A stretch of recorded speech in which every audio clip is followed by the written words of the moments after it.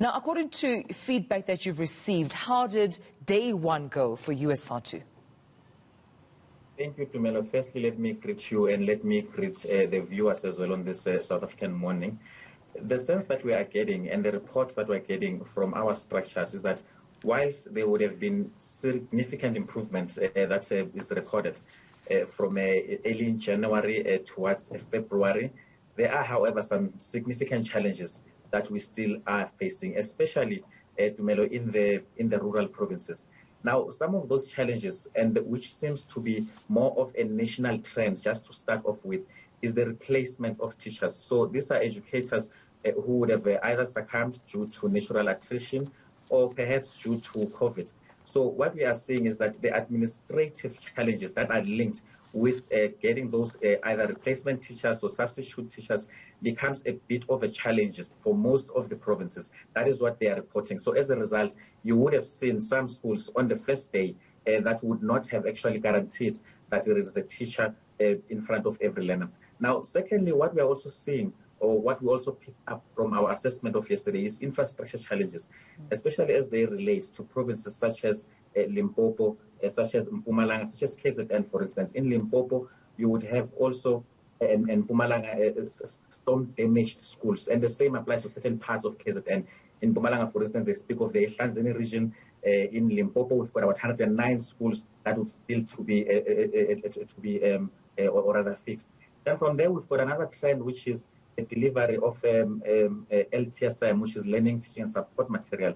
We're seeing some challenges that are being reported to us from Limpopo in particular and the Eastern Cape. And again, another trend that seems to be somehow a bit of a national phenomenon, but again, affecting mostly rural provinces, becomes the adequate supply of this COVID compliance material that we speak about. We know that the case is a bit more pronounced in other provinces, like KZN, that is where we're getting the reports, like Limpopo as well, that is where we're getting the reports. And again, sanitation, for instance, we are still getting reports of challenges around the Utugela district in KZN. Right. So it shows you that there are some challenges to Melo, but nonetheless, the picture, it gives a reason for one to be optimistic. Hopefully, by end of the week, most of those challenges will have been sorted. Mr. Fakude, earlier on, you did mention that there were, some improvements made by the department. Even yesterday, you reiterated that point and that perspective. So even with these challenges, is it a case of, ill-preparedness? Wasn't the department prepared enough to ensure they curb these challenges? Or were they met along the way as, we were about to open up schools? Why are we here again? Well, we believe that ultimately what should happen and what could have happened is that there should be a greater reliance as well of information that is received by the Department of Basic Education from other stakeholders, such as the teacher unions.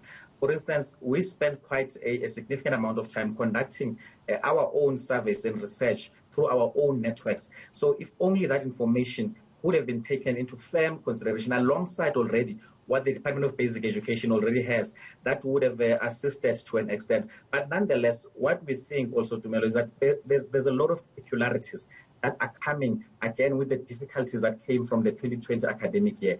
So what we are saying is that by the end of this particular week, we are hoping that indeed we will be convened once again as stakeholders by the DBE, then we will sit and assess the situation, because we all keep on learning as we do things. And we believe, nonetheless, that stakeholders, all of them, parents, learners, the DBE, teachers, we have learned lessons from the 2020 academic year. Right. As we're talking, we had read about the Cape Times front page leading with, some schools turning away, parents and learners because there's overcrowding. But I want to just bring to your attention the school in Khayelitsha, Usazazo High School, where, it seems according to the SGB, the school was actually rejecting children and turning them back because of teacher shortage, as you've mentioned, as one of the challenges. How will you ensure, I suppose, alongside the DBE, that these challenges do not affect the academic year and that no child is turned back home? Well, we are very committed, to continuously engaging the Department of Basic Education.